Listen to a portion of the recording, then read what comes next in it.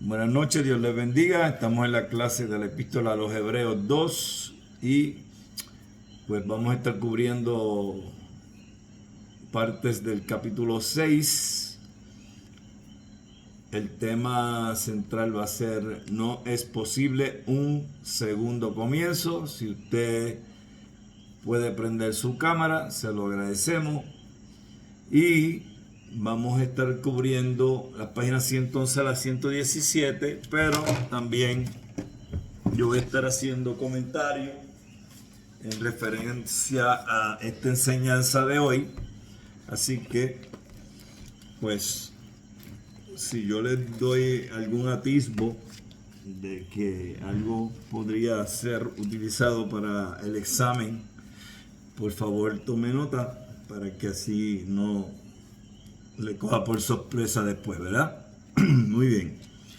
Saludamos a todos los que están conectándose. Ya veo que están añadiéndose más hermanos ahí a la lista. Y les invito a todos que tengan sus Biblias también abiertas en la Epístola a los Hebreos, en el capítulo 6. ¿Ok?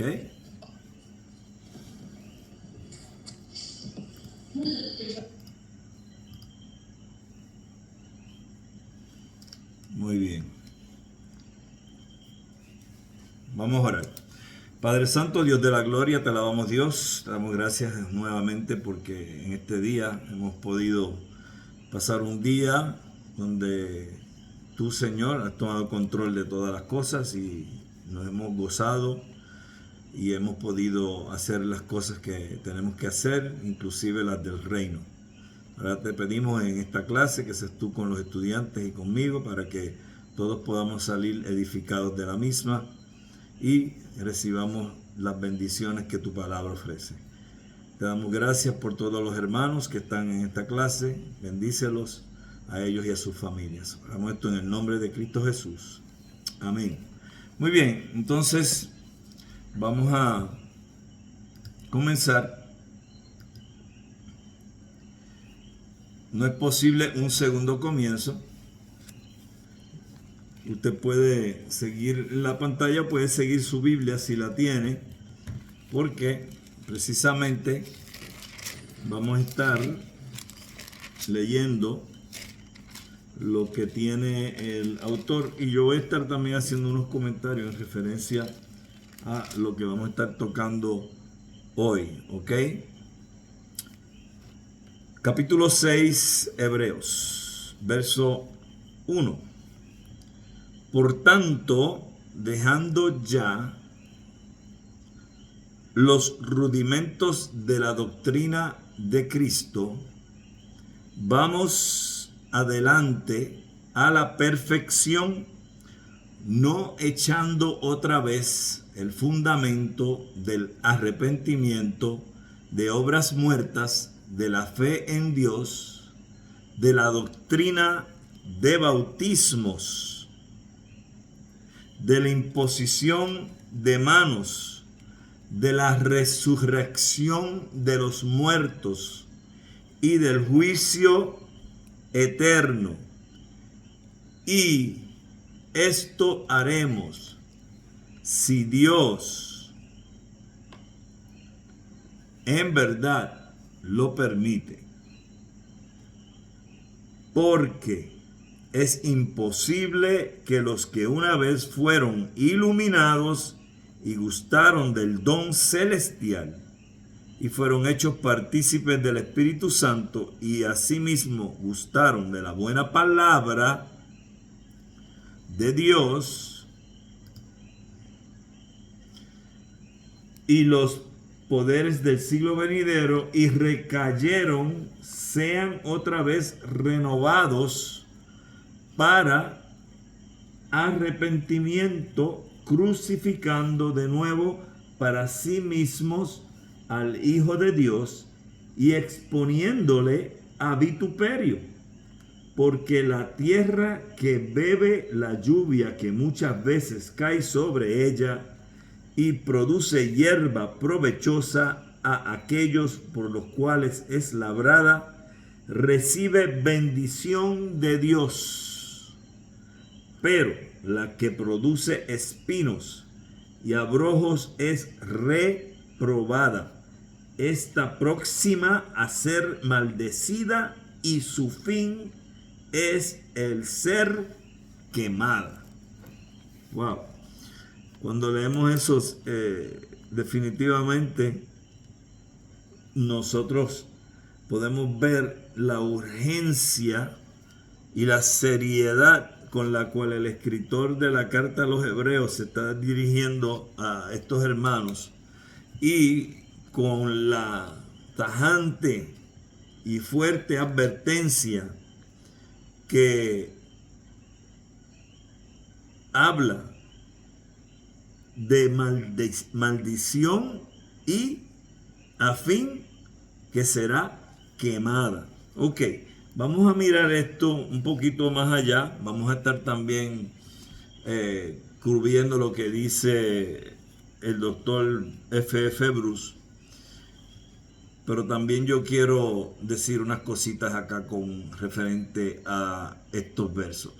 Las palabras iniciales de esta sección son sorprendentes. Nuestro autor les acaba de decir a sus lectores que no son realmente capaces de asimilar la comida sólida, que le gustaría darles la enseñanza acerca del orden sacerdotal de Melquisedec, porque son inmaduros. Podríamos haber esperado que dijera, como les dice Pablo a los Corintios 8 en su situación similar, por lo tanto debo continuar alimentándolos con leche, pero no dice esto, dice vamos adelante. Ok, vamos a mirar aquí en capítulo 6, y primero que nada, o antes que todo, déjame darle para atrás acá a la diapositiva para que esté en el verso que es.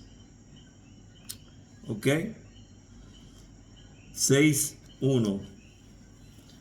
Dice, por tanto, dejando ya los rudimentos de la doctrina de Cristo. Entonces, aquí encontramos que está usando el dejar, dejando. Por tanto, dejando. Está hablando de dejar. Entonces, aquí esto no está significando que hay algún tipo de abandono, mucho menos tampoco significa ese dejar que hay algún tipo de desprecio, que podríamos encontrar en otras oraciones donde el dejar o dejando se encuentra en las Sagradas Escrituras. Lo que está hablando aquí básicamente es un punto donde el escritor del libro de los Hebreos establece una partida y no se deben usar como excusa para detenerse o detenerse de seguir en el camino, de avanzar. O sea, los principios son la puerta de entrada en el camino a la salvación, que es ¿en quién? En Cristo. Por eso es que él dice, no vamos adelante a la perfección, no echando otra vez. O sea que sería redundante, echando otra vez el fundamento del arrepentimiento de obras muertas. Tú no te conviertes a Cristo dos veces. Tú te conviertes a Cristo una vez. Si tú te convertiste a Cristo más de una vez, entonces tú me estás diciendo a mí que tu primera conversión no fue genuina, fue falsa. ¿Me están siguiendo? Y él le está diciendo aquí a ellos claramente, vamos a la perfección,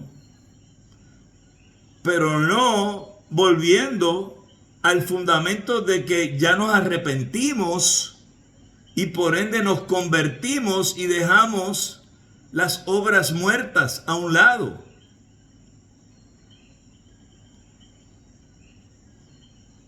Es importante esto, porque él está diciéndole a esos creyentes en el primer siglo, si ustedes están en las de irse al judaísmo, después no vengan a decir que vienen a convertirse otra vez. Porque ya todos ustedes se convirtieron a Cristo, ya ustedes confesaron a Cristo, ya ustedes son parte de la iglesia de Cristo. Entonces, ¿cómo tú vas a regresar nuevamente a algo que ya tú eres parte de? Por ende, Él le está diciendo a ellos, tú lo que vas a hacer es que vas a apostatar de la fe, te vas a alejar, te vas a ir. El hermano Alberto creo que tiene una pregunta por ahí. Adelante. Sí, pastor, buenas tardes. Y en el caso, ¿verdad? Que hay mucha gente que a veces dice, no, yo me aparté y volví a reconciliar, volví a aparté y volví a reconciliar. ¿Esto aplica también más o menos en esto que estamos hablando? No, porque lo que está pasando aquí con los hermanos hebreos es que ellos están hablando de salirse total y completamente del cristianismo y regresar al judaísmo, regresar a la ley una vez ya habiendo conocido la gracia.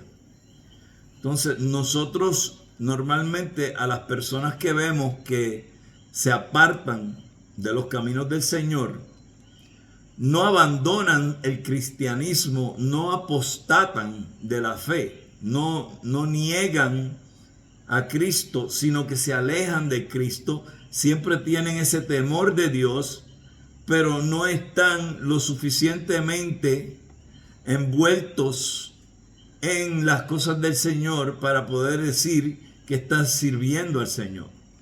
Entonces, aunque no están probablemente congregándose, ni están trabajando en un cuerpo local como debería todo cristiano, están ciertamente hasta cierto punto llevando un temor de Dios con ellos, y lo que hemos podido observar a través de los años, por lo menos yo, es que todas esas personas que se apartan, que yo he visto dentro de mis años de vida, regresan a los caminos del Señor, pues eso me muestra a mí que esas personas realmente se convirtieron a Cristo, y así como el hijo pródigo que se alejó del Padre, pero regresó, pues así también ellos regresan.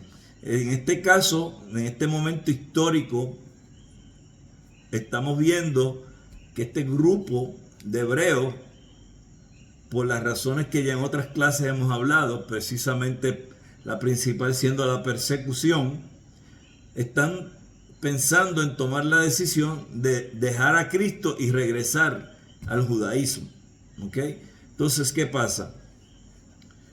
Hoy la única cosa que podría ser equitativa a lo que sucedió con los hebreos es que X o Y hermano en la fe apostate de la fe, diga que rotundamente ya no cree que Cristo es Dios, ya no cree que Cristo es el Hijo de Dios, ya no cree que Cristo es el camino, la verdad y la vida, y apostata de la fe y se sale por completo de la fe en Cristo Jesús. Ya esa persona que hace eso ya tiene un serio problema, porque ahora es un apóstata. ¿Quién ha hecho esto? Bueno, esto lo han hecho personas que se han convertido a otras religiones. Por ejemplo, aquellos que han dejado el cristianismo y se han ido literalmente a convertirse en judíos, aunque no son judíos de nacimiento, pero judíos en fe, y empiezan a adorar solamente a Jehová en sinagogas y se olvidan de Cristo por completo porque ya no creen en Cristo como el Mesías. También personas que se van del cristianismo y empiezan a seguir a Buda, que empiezan a seguir a cualquiera de los miles de dioses que tienen los indios, ¿verdad? Los hindúes, principalmente el que más vemos que que las personas se van a servir es a Krishna. Y podríamos seguir, ¿verdad?, dando una lista de falsos dioses que muchos abandonan la fe en Cristo y se van. Entonces, son dos cosas muy diferentes. No es lo mismo apartarte que apostatar. Ciertamente, si una persona se aparta del Señor y muere estando apartado del Señor, sería motivo de cuestionamiento y con razón, ¿verdad?, el pensar si ciertamente esa persona estuvo convertida realmente. Porque vuelvo y recalco, por la experiencia no solo mía, sino por la que siempre he visto que otros han dado en testimonio y escrito también en libros, aquel que se aparta y regresa es porque nunca realmente abandonó la fe, sino que se apartó. Y entonces son dos cosas muy diferentes. Ciertamente apostatar de la fe pues no es bueno, porque ya ahí te estás buscando el castigo eterno, ¿ok?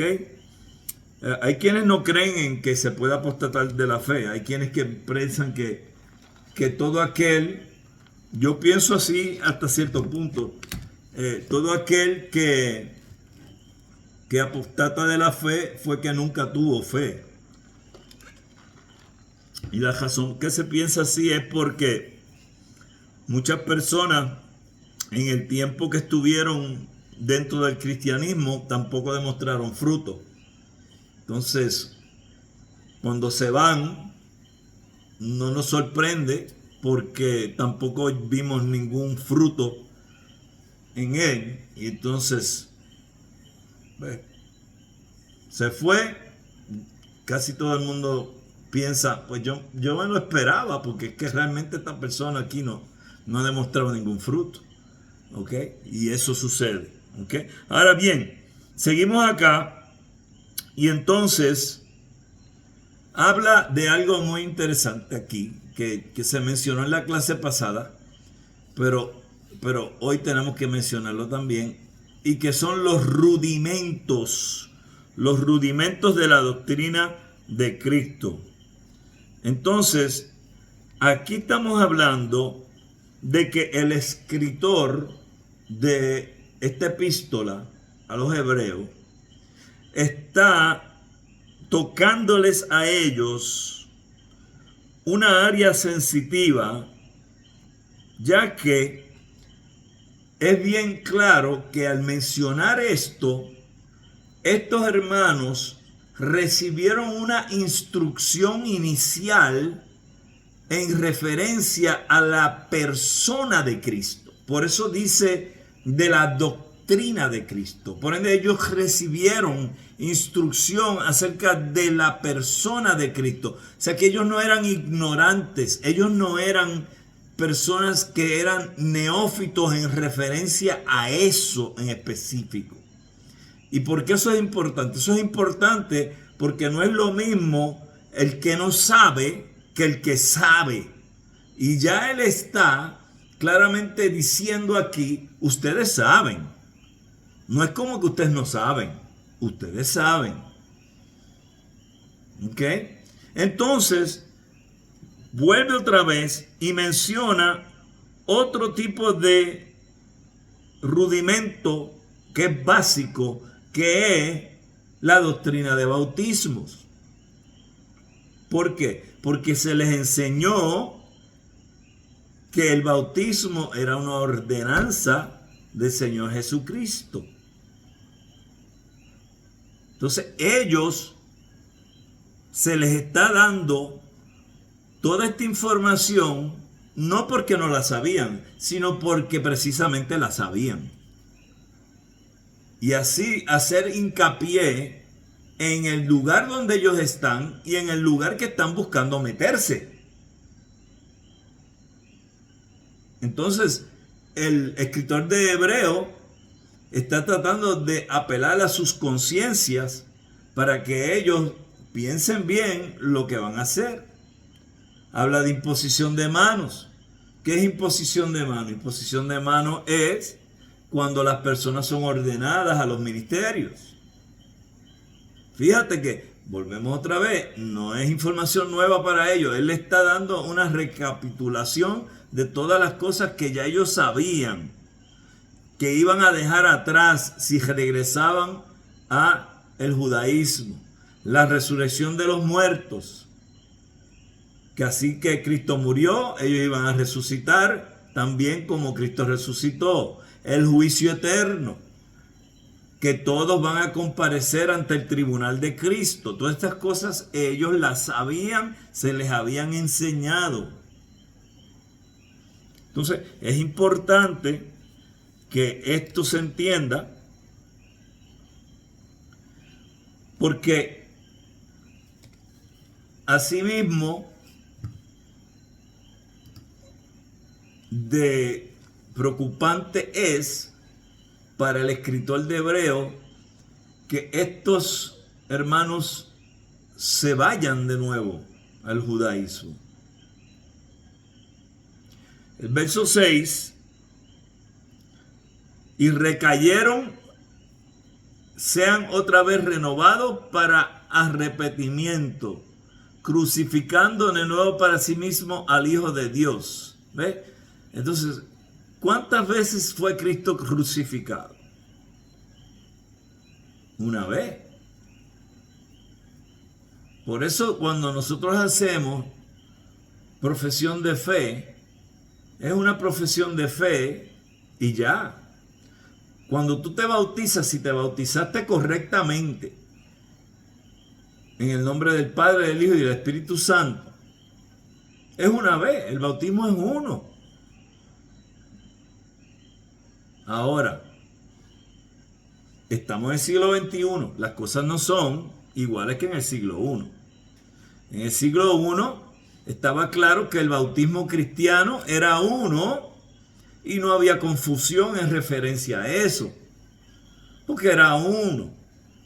Pero ahora en el siglo XXI hay tanta diversidad de personas que alegan, grupos, movimientos, que alegan ser iglesias de Cristo y no lo son, que esos bautismos de esas personas no son bautismos aceptables.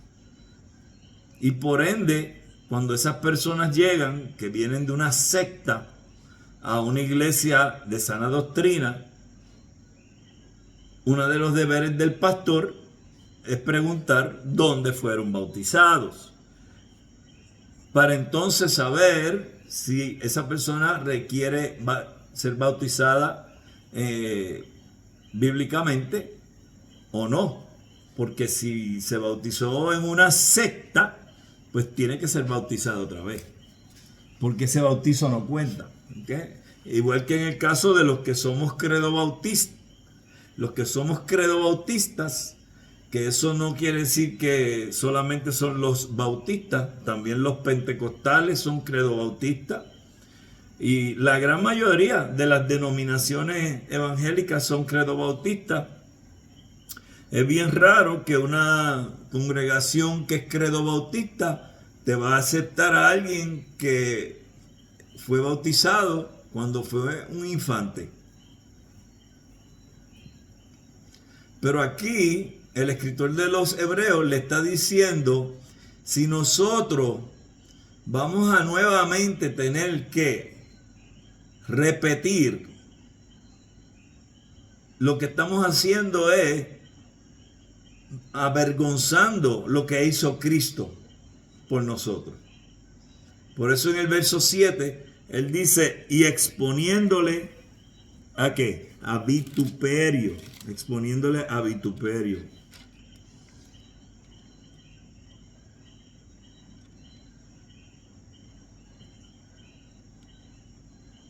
Y es interesante porque continúa y dice, porque la tierra que bebe la lluvia que muchas veces cae sobre ella y produce hierba provechosa a aquellos por los cuales es labrada recibe bendición de Dios. pero la que produce espinos y abrojos es reprobada, está próxima a ser maldecida y su fin es el ser quemada. ¿De qué está hablando aquí? Aquí está hablando precisamente de los que están salvos en Cristo Jesús, y los que están salvos en Cristo reciben bendición de Dios, pero los que no están salvos son reprobados, son maldecidos y son quemados. ¿Cuántos me siguen? ¿Están conmigo? ¿Ok? Entonces, el que le venga a usted con el cuento de que el infierno no es real, que el infierno es un lugar temporal, que el infierno va a llegar un momento donde aquellos que lleguen al infierno van a cumplir X cantidad de tiempo allí y entonces van a ser aniquilados y se les va a acabar el sufrimiento. Eso también es otra enseñanza errada. ¿Y por qué digo todo esto? Porque cuando el escritor de Hebreos le está hablando así a estos hermanos en el primer siglo, él lo que les está diciendo claramente es: hay un infierno y hay un cielo. Y en Cristo ustedes tienen el cielo. No es bueno que apostaten de la fe, porque entonces lo que les espera es el infierno. Y ahí hoy en día, en el siglo XXI, iglesias que lamentablemente han caído en la falsa enseñanza porque quieren pues acaparar más gente, suavizar la cosa, y están enseñando algo que se llama el aniquilamiento. Y eso lo que es que hay un tiempo en el cual los que están en el infierno van a ser aniquilados y dejarán de sufrir. Pero la Biblia no enseña eso.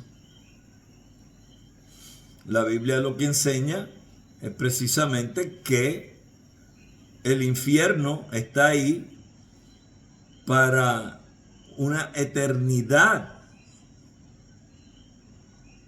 en sufrimiento, tanto para Satanás, los ángeles caídos que van a estar allí con él, y para los que no estuvieron en la fe de Cristo.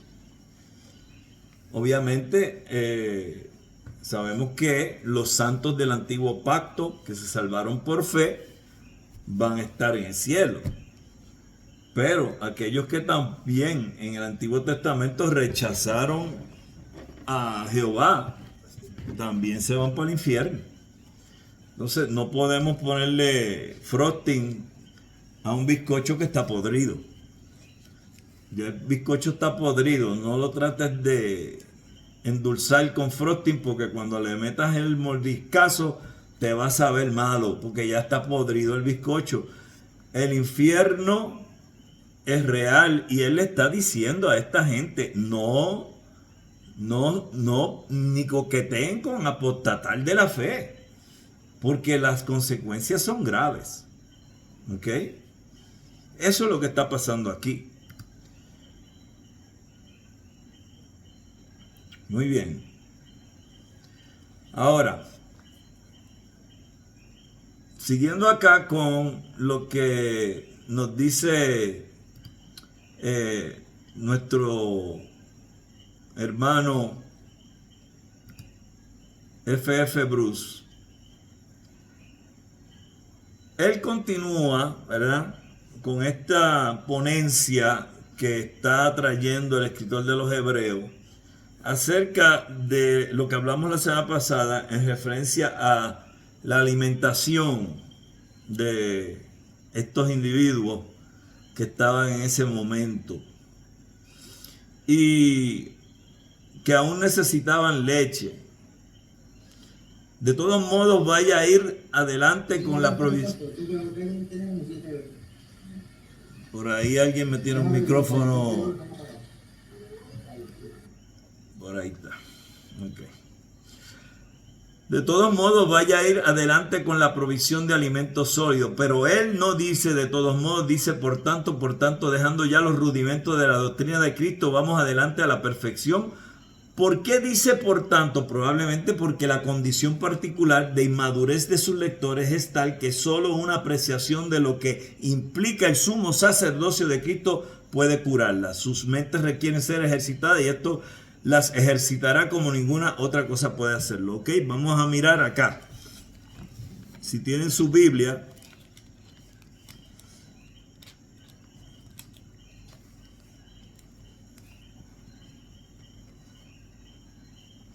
ok, yo quiero que se fijen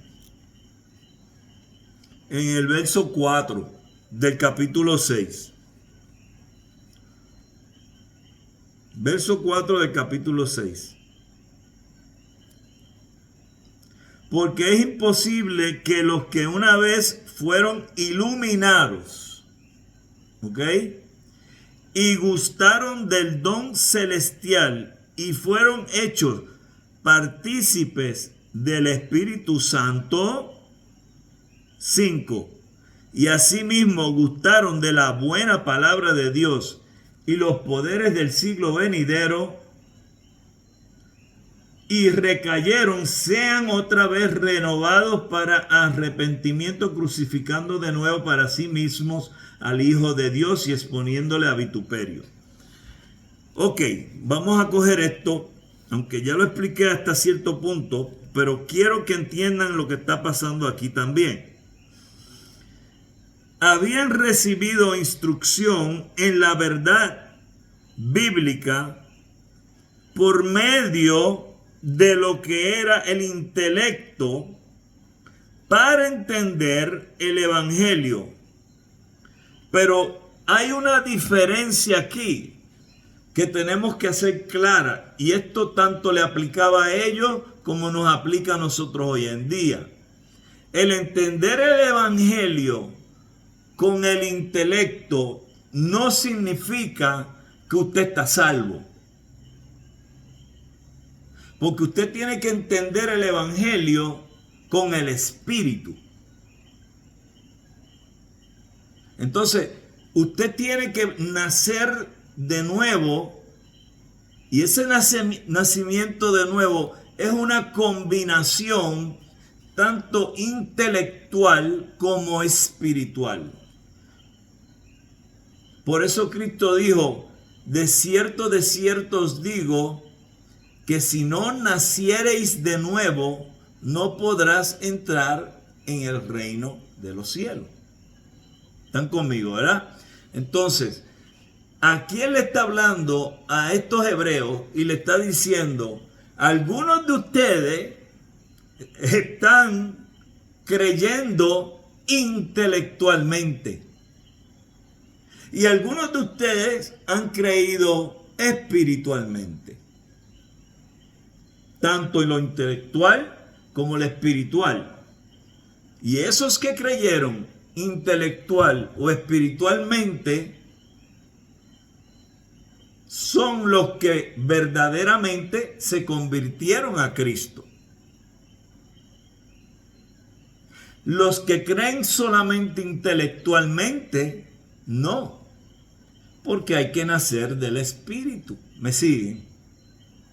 Entonces, el que va a apostatar de la fe realmente es aquel que ha nacido y ha creído intelectualmente y espiritualmente. Y ese es el verdadero creyente. Todos aquí, estoy yo esperando y confío en que todos los hermanos y hermanas aquí han nacido de nuevo intelectual y espiritualmente. ¿Por qué tengo que traer esto? Porque cuando él está hablando a estas personas, él sabe que dentro de esa masa que hay allí, hay un grupo que no importa que se vayan para el judaísmo, porque como quiera se van a perder, porque nunca realmente creyeron en Jesús. porque su creencia en lo que es Jesucristo era toda y solamente intelectual, no habían nacido de nuevo. ¿Me siguen? El Espíritu Santo no estaba envuelto en la ecuación. De los que él realmente estaba preocupado era de los que habían nacido de nuevo, que no tanto con el intelecto nada más, sino con el Espíritu, ellos apostataran de la fe, se alejaran de la verdadera fe. Esos son los que él estaba preocupado. Y estaba tan preocupado de esto que ciertamente, si ustedes miran la carta a los Hebreos,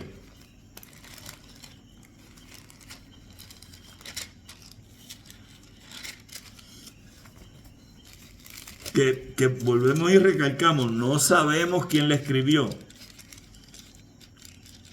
Hay algunas ideas de quién la escribió, pero algunos están empeñados en decir que es Pablo, pero no hay certeza de eso. Si tú miras desde el capítulo 1 hasta el capítulo 13 de la carta o epístola a los Hebreos, vamos a dar un brinquito rápido, pero esto es solo para que usted tenga contexto, ¿ok? Dese un brinco hasta el capítulo 13.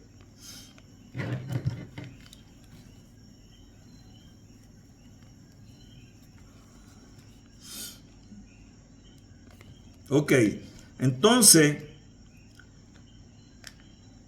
fíjese cómo vamos a terminar este capítulo.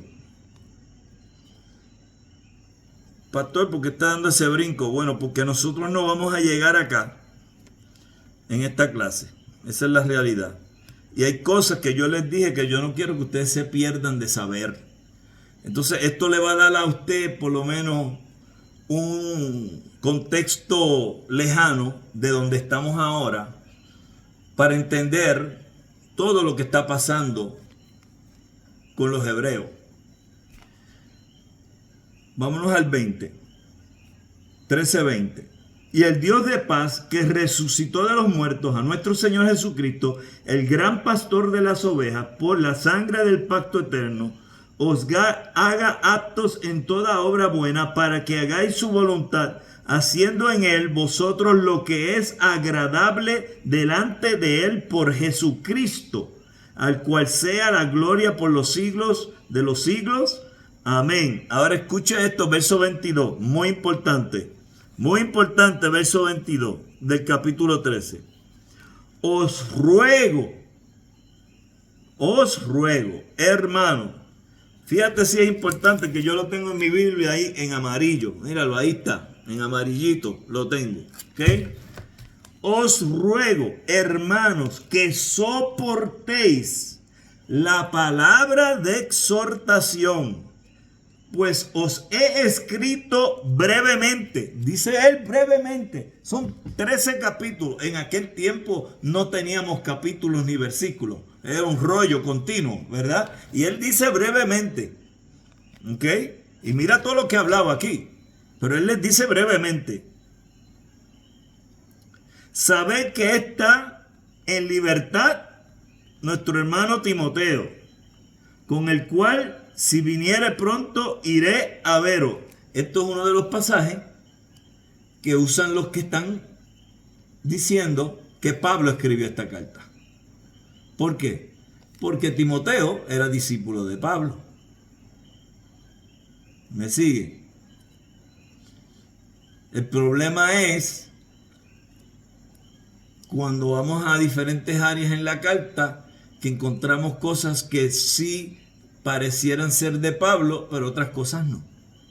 Entonces, los lingüistas que saben más que los que no hemos estudiado las diferentes categorías de estilos de escritura de los diferentes apóstoles y discípulos que escribieron en la Biblia, pues tenemos que obviamente confiar en los que sí han estudiado eso. Esa no es mi fuerte, mi fuerte es teología pastoral. pero el que estudió idiomas, teología concentrada en griego, o en el caso del Antiguo Pacto en hebreo y arameo, ¿verdad? Pues ellos pueden darse cuenta del sabor de la forma en que escribe cada uno. Y en la carta de los hebreos se ha estipulado claramente que hay diferentes sazones en la carta, y por eso es difícil, porque tampoco la carta se autoproclama escrita por nadie. Sí que hay un problema ahí, ¿verdad? Pero fíjate qué interesante esta parte que dice: con el cual, si viniere pronto, iré a veros, saludad a todos vuestros pastores y a todos los santos. Esa es la congregación. O sea que aquí vemos que en la carta o la epístola a los hebreos hay una iglesia del Señor con pastores que se está congregando.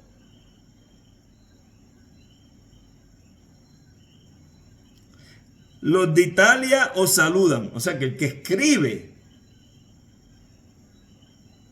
está escribiendo desde Italia. La gracia sea con todos vosotros. Amén. ¿Ok?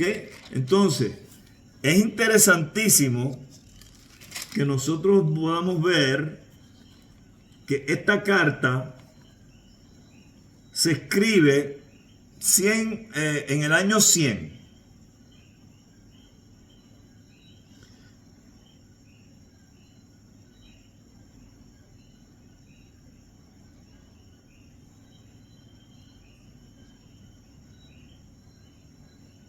Ok. Miren las personas que... Esto va a venir en el examen. Se lo voy a decir desde ahora para que no se lo coja por sorpresa. Las personas que se piensa que escribieron esta carta. ¿Ok? Pablo, Bernabé, Silas, Apolos, Lucas, Felipe, Priscila y Aquila, y Clemente de Roma.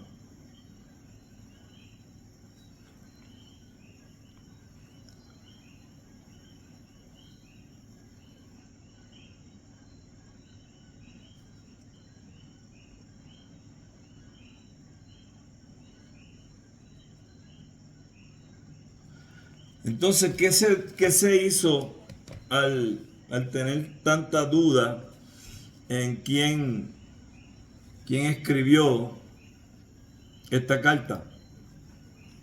Bueno, pues lo más lógico era atribuírsela a quien realmente la escribió, al Espíritu Santo.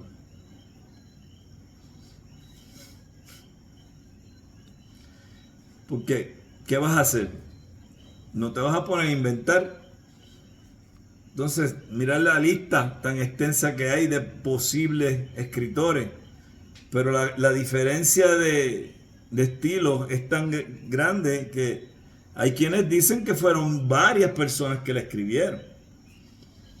La cuestión es que aquí hay un peso genuino de preocupación para con estas personas hermanas en la fe. Algunos, otros tal vez no. Pero la preocupación era real. Tan real que esta carta, que en un momento inclusive se cuestionó si añadirla al canon bíblico, termina siendo parte del canon bíblico, aunque no tenga un autor definitivo, ¿verdad? Y se acepta porque cuando tú ves la carta, tú te das cuenta que no es contradictoria a otras partes de la Biblia, que es una de las reglas que se utilizaron para la consideración del cierre del canon bíblico. Por ende, nosotros vemos que hay una riqueza de enseñanza en la carta o epístola a los hebreos, y es una enseñanza que no tan solo afectó a aquellos hermanos en aquel momento, sino que ha afectado a cristianos a través de toda la historia, y probablemente para muchos es una de sus cartas preferidas. Si uno se toma el tiempo y la lee, se va a dar cuenta de la riqueza que hay en ella y de la mucha sabiduría que tiene, que nos puede ayudar a nosotros hoy en día también. ¿Ok? Bueno, vamos a seguir entonces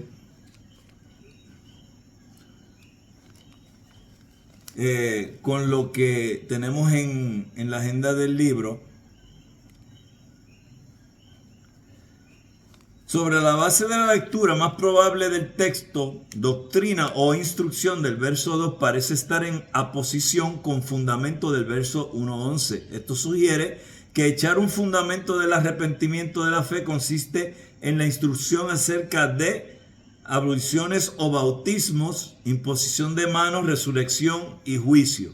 Ya todo eso yo lo expliqué. Se nos da, por lo tanto, alguna visión de lo que se consideraba un fundamento adecuado de la enseñanza cristiana en una iglesia no paulina y que tenía una base judía. Cuando consideramos los rudimentos uno por uno, lo notable es que de esta lista poco hay que sea distintivo del cristianismo, porque prácticamente cada punto podría haber tenido su lugar en una comunidad judía medianamente ortodoxa. ¿Por qué? Porque él está tratando de convidarle a estos judíos que se convirtieron al cristianismo en palabras que ellos fueran capaces de entender. Cada uno de ellos, por cierto, adquiere un significado nuevo en un contexto cristiano, pero la impresión que tenemos es que las creencias y prácticas judías se utilizaban como fundamentos sobre los cuales construir la verdad cristiana. Y es cierto, porque usted ve en la carta o epístola a los hebreos la comparativa que hay de lo del antiguo con lo del nuevo pacto. Antiguo pacto, nuevo pacto. Antiguo menos, nuevo más.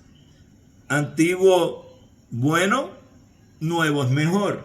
Antiguo Moisés, nuevo Jesucristo. ¿Sí? Entonces hay comparaciones de uno con el otro. Es significativo. Escribió Alexander Nehm que los puntos tomados que representan el fundamento de penitencia y fe son todos consecuentes al judaísmo.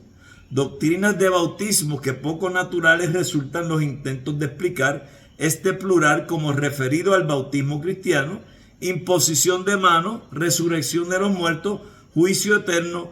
Todo esto pertenecía al credo de un fariseo judío que aceptaba la totalidad del Antiguo Testamento. Ciertamente vemos que en el Nuevo Testamento se extraen cosas que pasan a ser del Antiguo Testamento al Nuevo Testamento dentro de lo que es el cristianismo. ¿Por qué se menciona aquí a los fariseos? Porque los fariseos creían en la resurrección. Los cristianos creemos en la resurrección. Los saduceos no creían en la resurrección. Por ende, el escritor de los Hebreos está mencionando la resurrección porque ellos son entendidos de que tanto los fariseos como los cristianos creen en la resurrección. Entonces, están utilizando o está utilizando, si es que fue uno, el autor de la carta a los Hebreos, todos estos términos que son términos sinónimos dentro del antiguo y el nuevo pacto, pero siempre dejándoles saber que en el nuevo es superior y mejor que en el antiguo. Pero ellos, siendo judíos, más fácilmente entendían cuando se le estaban dando a ellos estas cosas que ya eran conocidas para ellos. Es muy cierto, pero pertenencia igualmente al credo de un judío esenio, no conformista o algún otro similar. Y no vamos a hablar de los esenios porque hacen ya como 3 o 4 capítulos atrás que hablamos de esa gente. Ok. Aquí, ¿por qué me salió esto tan chiquito? Yo no sé. Vamos a ver. De los pecados que pertenecen a él: asesinatos, adulterios, lujurias, fornicaciones, hurtos, idolatría, hechicería, brujería, robos, falsos testimonios, hipocresía, un corazón de doble ánimo, fraude, arrogancia, malicia, obstinción, malicia, lenguaje sucio, envidia, imprudencia, soberbia, vanidad. Fue precisamente considerando esos vicios que Pablo les dijo a los cristianos de Roma que el fin de ellas es muerte. Romanos 6:21. Muy apropiadamente, por lo tanto, se les puede llamar obras muertas. El arrepentimiento de tales cosas es algo que se enfatiza en el Antiguo Testamento y en todas las corrientes del pensamiento y vida judíos que se derivan de él. Los sectarios de Qumran, creo que ustedes se deben acordar de eso, por ejemplo, se describían a sí mismos como los arrepentidos de Israel, 1:17, y de ningún modo eran los únicos judíos que pensaban y hablaban en tales términos. ¿Ok? Entonces, la clave de la predicación de Juan el Bautista era un llamado ¿a qué? Al arrepentimiento. ¿Qué es lo que se está hablando aquí? El arrepentimiento. ¿Qué hace Juan cuando es el que empieza realmente como el profeta que da inicio al ministerio de Cristo? ¿Hablar de qué? Del arrepentimiento. O sea que él está dando la posición veterotestamentaria, que era una de arrepentimiento, y la posición neotestamentaria, que es una de arrepentimiento también. Y cuando Jesús comenzó a proclamar el reino de Dios en Galilea, instó a sus oyentes: arrepentíos y creed en el Evangelio. Marcos 1:15. También Pablo podía recordar a los ancianos de la iglesia efesia cómo había pasado más de 2 años en su ciudad testificando a judíos y a gentiles acerca de ¿qué? Del arrepentimiento para con Dios y de la fe en nuestro Señor Jesucristo. Hechos 20:21. Entonces tenemos aquí nuevamente una afirmación de un acto de arrepentimiento y de fe que ya ha sido hecho por estas personas, y sería contraproducente abandonar ese acto de arrepentimiento y fe y regresar nuevamente a el judaísmo, porque en el judaísmo el arrepentimiento en el siglo I iba a ser algo continuo, porque ellos iban a volver otra vez al sistema de sacrificios.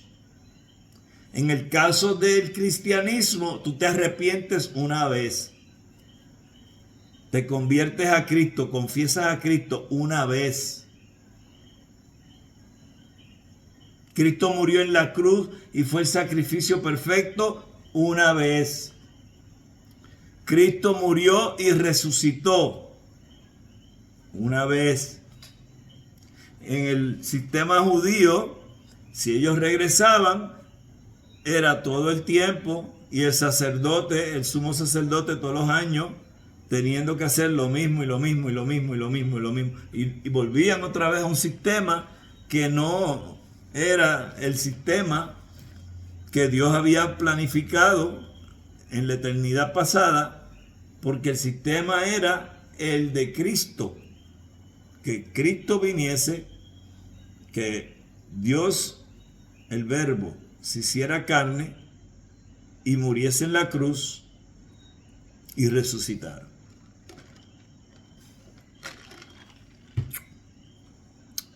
Entonces, vamos para la 10.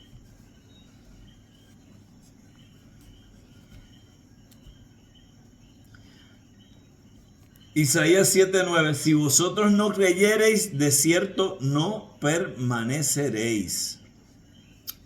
La doctrina de bautismo, que ya hemos mencionado, tocante a lo que es el antiguo pacto, comúnmente esto ha sido considerado como una referencia al bautismo cristiano, pero es muy dudoso que sea ese el bautismo citado aquí.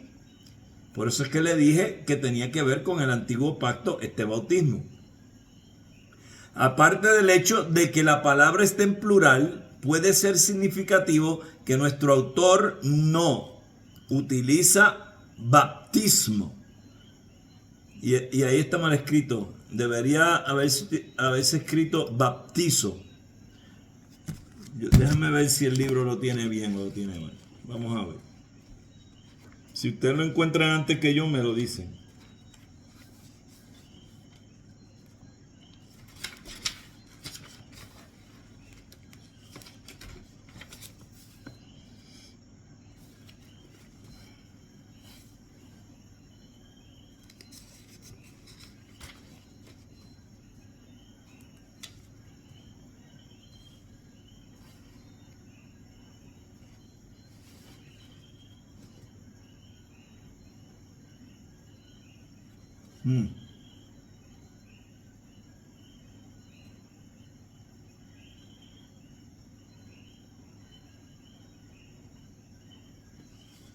Ok. Esa es la C. Aquí está. Aquí está. Ok, vamos a ver.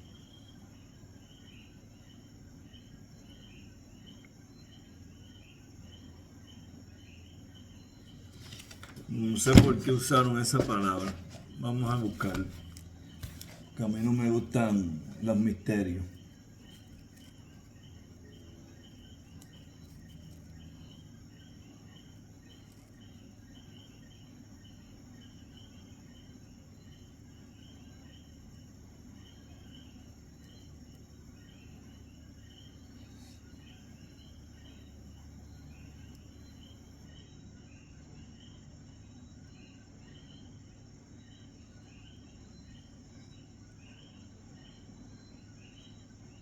Ok, está muy bien. Estamos bien. Podría utilizarse cualquiera de las dos. Podría utilizarse baptisma o baptizo. Baptizo o baptisma. Porque ambos son derivados de o equivalentes en griego. Que de hecho, algunos de ustedes se van ya este año, pero para los que se van a quedar, ¿dónde puse yo ese libro, Dios mío?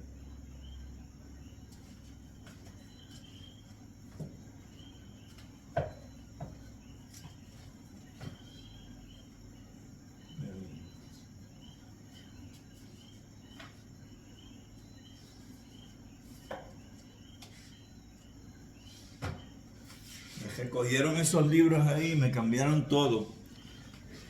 La semana que viene les voy a enseñar el libro de griego básico,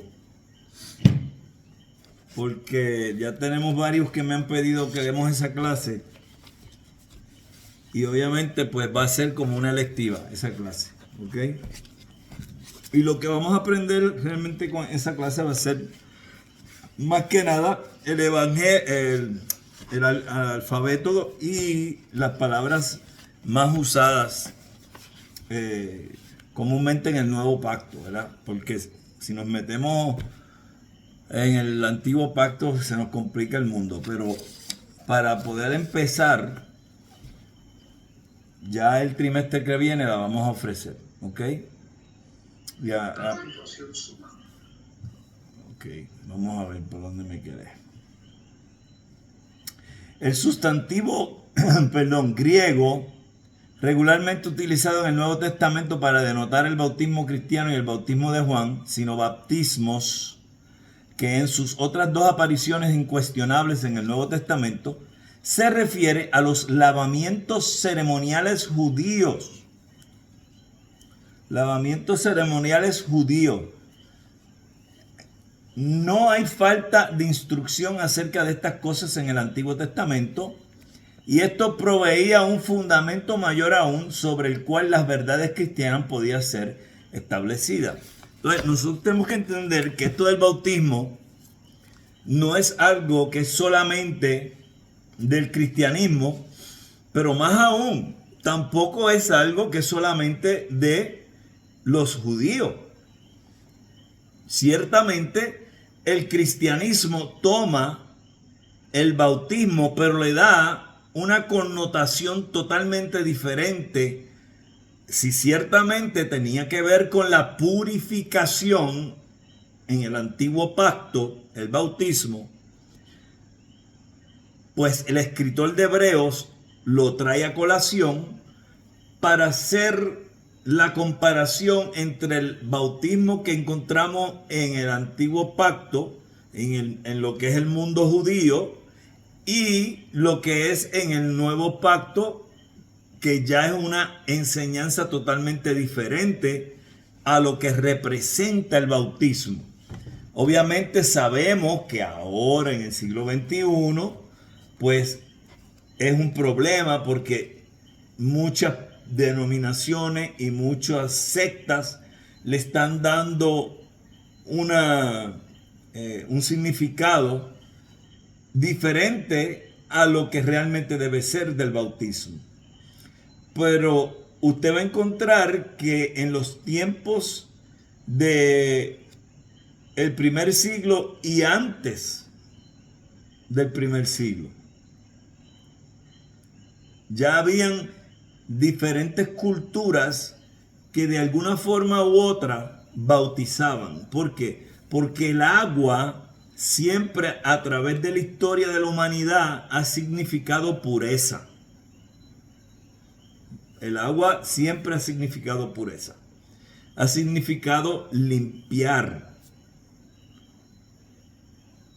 Entonces no nos debe sorprender que dentro del sistema judío había bautizo y dentro del cristianismo esa misma idea tomó acción, pero con un significado diferente.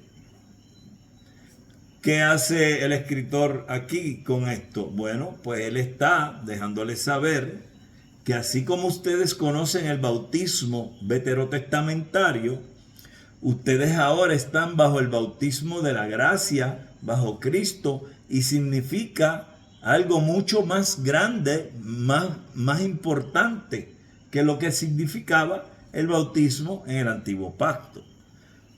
Vuelve otra vez razones comparativas para darles a ellos claramente la idea de que lo que tienen ahora es mejor. Es mejor. Ahora, de que realmente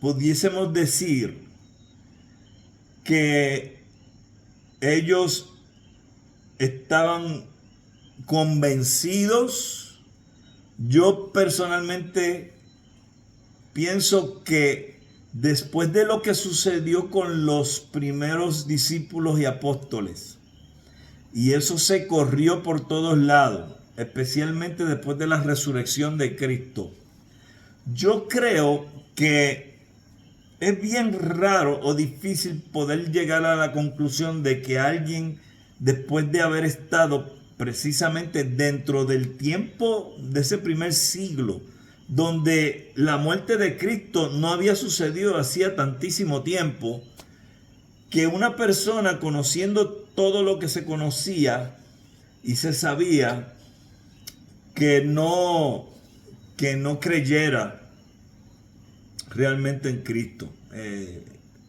Pero no estamos allí y tampoco, como ahora, no podemos saber los corazones de las personas.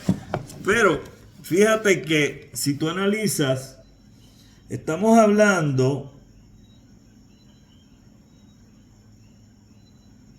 que esto se escribe un poquito después del año 100 y Juan muere en el año 100, el apóstol Juan. O sea que Juan todavía estaba vivo cuando esta gente estaban. O sea, que ellos todavía saben que, oye, tú sabes, Juan está vivo. El discípulo amado todavía está vivo. ¿Ves? O sea, que si tú le das un poco de masa encefálica a eso, si yo me pongo en los zapatos de ellos en aquel tiempo, vamos a decir que Juan murió como se piensa en el año 100. Y ellos están un poquito después pensando en apostatar de la fe. Yo pensaría, si yo estuviese allí y estuviese en esa situación, habiendo sabido que Juan acababa de morir no hace mucho, yo hubiera pensado bien fuerte el yo apostatar de la fe, ¿sabes? Porque es que estamos hablando de que todavía quedaba uno de los apóstoles que estaba dispuesto a morir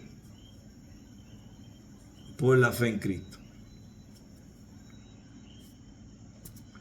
Pero yo no sé si en el cielo nos van a contestar, si va a haber un día de preguntas y respuestas allá. Sería interesante eso, pero quizá nos dejen saber qué fue lo que pasó ahí, quizá, no sé. Yo sé que las cosas no van a ser como ahora, pero tampoco estoy seguro si algunas cosas podrán suceder, porque no tenemos información en la Biblia. Así que son muchas las preguntas y pues aquí no las podemos contestar, pues no tenemos la forma de hacerlo. ¿Ok? ¿Alguien tiene una pregunta de todo lo que hemos hablado?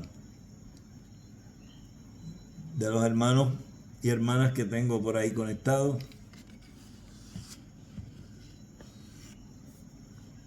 Pregunta, comentario. Si les digo que les voy a dar 20 puntos por participación en la clase, estoy seguro que empiezan a hablar. Mira, ya Reinaldo ya iba a hablar, ¿ves? 20 puntos, eso está bueno. ¿No tienen duda? ¿Está claro todo? ¿Se acuerdan quién era el emperador que estaba más o menos en el tiempo de la carta de los Hebreos? El emperador romano, ¿quién era?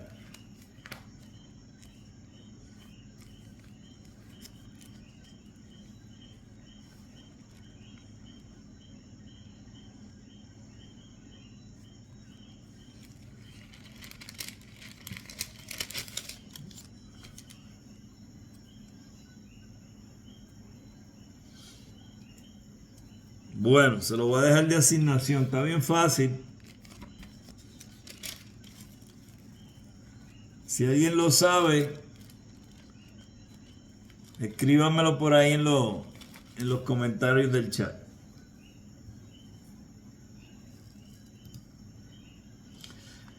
Más adelante en la epístola, en el capítulo 9:13, el ritual de la vaca alazana de Números 19, una de las purificaciones ceremoniales más importantes prescritas en el Antiguo Testamento, se trata como contrapartida en el orden temporal de la eficacia purificadora del sacrificio de Cristo en el orden espiritual. El profeta Ezequiel en los días antiguos había utilizado la terminología de las abluciones ceremoniales de antaño para describir la limpieza interior que haría Dios de su pueblo en la era de restauración. Ezequiel 36:25: esparciré sobre vosotros agua limpia y seréis limpiados de todas vuestras inmundicias y de todos vuestros ídolos os limpiaré. Se dieron cuenta, ¿verdad? Cuando ahorita hablamos de que el agua era símbolo de pureza y de limpieza. Aquí lo vemos en Ezequiel 36:25 claramente. Y por eso es que el escritor de Hebreos lo usa. En lenguaje similar, los grupos bautistas que florecieron en el judaísmo al comienzo de la era cristiana, y cuando está hablando de los grupos bautistas, por favor, no es de la denominación, es de grupos cristianos que estaban bautizando, ¿verdad? Encontraron autoridad escritural para sus lavamientos ceremoniales que iban más allá de lo que la letra de la ley requería. En principio, nuestros conocimientos acerca de estos grupos derivaba de escritos antiguos que los describían desde afuera. Pero el descubrimiento y el desciframiento de los textos de Qumran nos han introducido a uno de esos grupos desde adentro. Los miembros de la comunidad de Qumran practicaban abluciones ceremoniales en los términos de Números 19 y Ezequiel 36. Pero no consideraban tales abluciones como medios para quitar la iniquidad del corazón del hombre, que es lo mismo que nosotros creemos del bautismo ahora mismo.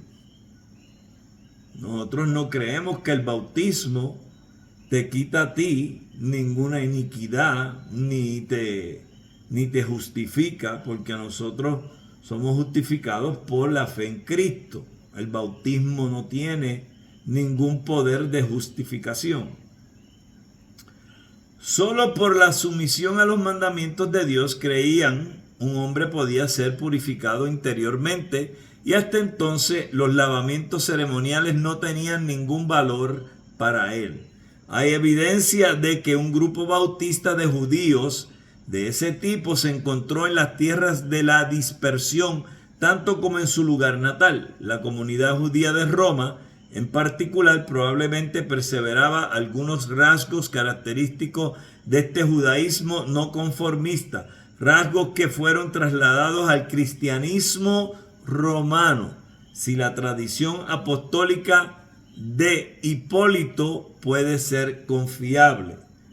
Si la tradición apostólica de Hipólito puede ser confiable, que indica que también podría no ser confiable.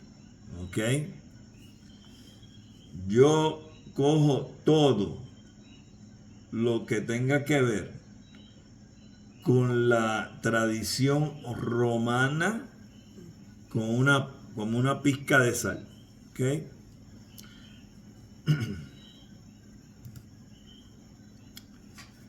De acuerdo con Hipólito, por ejemplo, el bautismo como acto central de la iniciación cristiana tenía lugar un domingo, pero el jueves anterior se requería que el candidato se diera un baño ritual para la remoción de la impureza. Este baño prebautismal no tiene ninguna base en el Nuevo Testamento, pero puede haber sido muy bien un legado del judaísmo romano. Eso podría ser, y yo lo puedo creer. Definitivamente, aquí el autor del libro, F.F. Bruce, ciertamente dice algo que es muy correcto. Este baño prebautismal no tiene ninguna base en el Nuevo Testamento, no existe, no lo encontramos, eso no está ahí. Usted lo que va a encontrar es el bautismo, punto. O sea que, como dice él, podría haber sido un legado del judaísmo romano, podía haber sido, pero no es bíblico. Si esta epístola fue enviada a un grupo de judíos creyentes de Roma, la referencia a la instrucción acerca de los bautismos puede haber tenido un significado más directo que el que le encuentran los ojos del lector del siglo XX. Ahora siglo XXI. Recuérdense que este libro se escribió en el siglo XX, que no sé mucho de eso. Eso fue los otros días. hace 24 años atrás, entramos en el siglo XXI.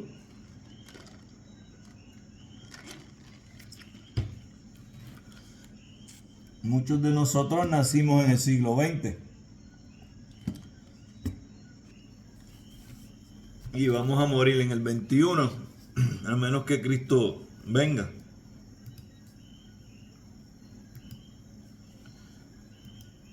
Ok.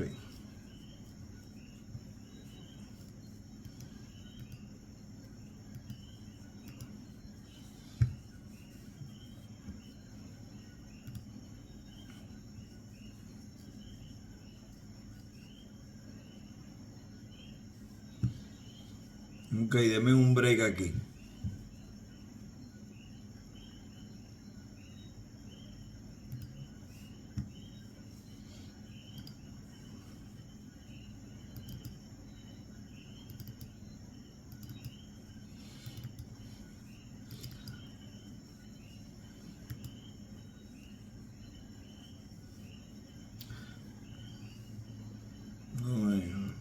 Ustedes me ven bien a mí, me ven que me estoy moviendo y todo, no estoy frisado. A mí se me frizó la pantalla acá. Sí, se ve bien. Eso fue porque me peiné, que me veo bien. Se me frizó la pantalla, no sé por qué. Ok.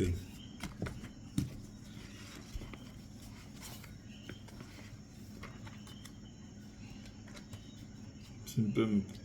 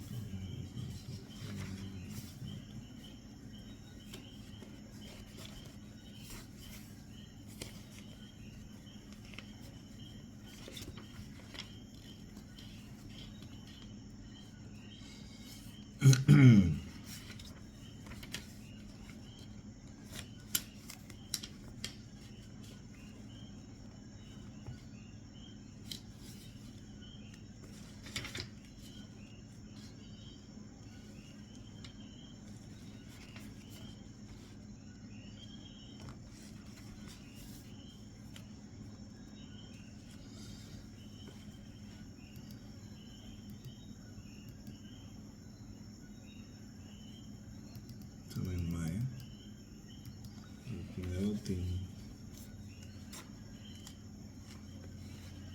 está. Esta misma, Aquí está ahí. Ok. Lo voy a seguir acá porque no, eso está frisado, no se quiere mover. La imposición de manos. La imposición de manos era una antigua práctica cristiana asociada especialmente con el hecho de impartir el Espíritu Santo, y ese es el significado más probable aquí, aunque también era la manera en que se ordenaban los pastores, obispos, los diáconos, con imposición de manos. Pero también fue heredada del Antiguo Testamento, donde se utilizaba especialmente para comisionar a alguien para un oficio público. Ahí está, ¿ves? Que se trasciende al cristianismo también cuando tú ordenas a alguien al ministerio, ya sea del diaconado o el ministerio pastoral. Y por eso es que se hace un presbiterio donde está compuesto de pastores y diáconos, y ese presbiterio es quien le hace las preguntas al candidato a ser pastor o diácono, y se delibera después de recibir su respuesta, y el presbiterio entonces le hace a la iglesia la recomendación si deben ordenarlo o no deben ordenarlo. Entonces, casi siempre, obviamente, es que sí, que debe ser ordenado. Pues si tú llegas al punto de que estás en una ordenación, es porque ya tú sabes lo suficiente y te conocen para llegar a ese punto. Y entonces la iglesia, entonces en votación ahí mismo, por mayoría decide si van a ordenar o no a ese pastor o diácono. Y después que ellos dicen que sí, que la iglesia dice que sí, entonces todos los miembros del presbiterio que componen el presbiterio, que es grupo de pastores y diáconos de diferentes iglesias, le imponen manos al candidato y lo ordenan al pastorado o al diaconado. Cualquiera de los dos que sea el caso. ¿Ok?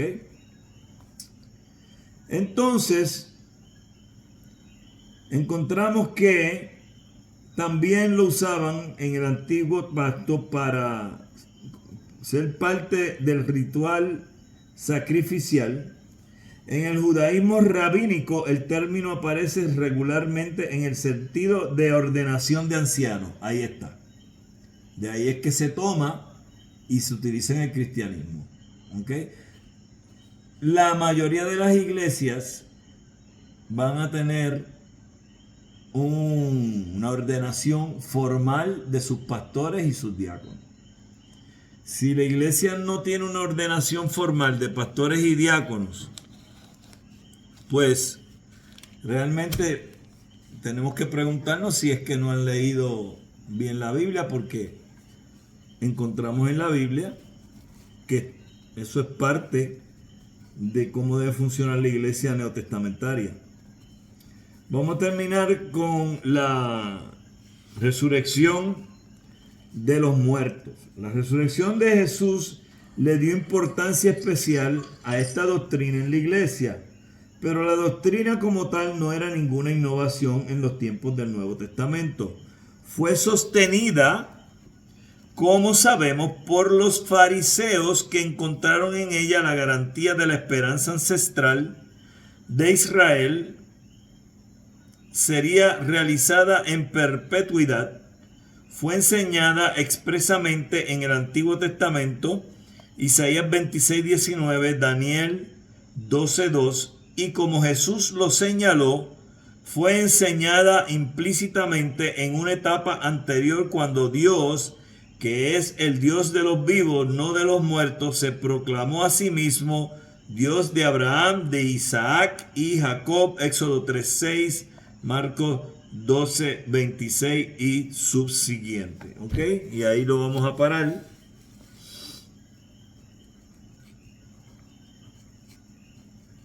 Y seguimos la semana que viene, si Dios lo permite.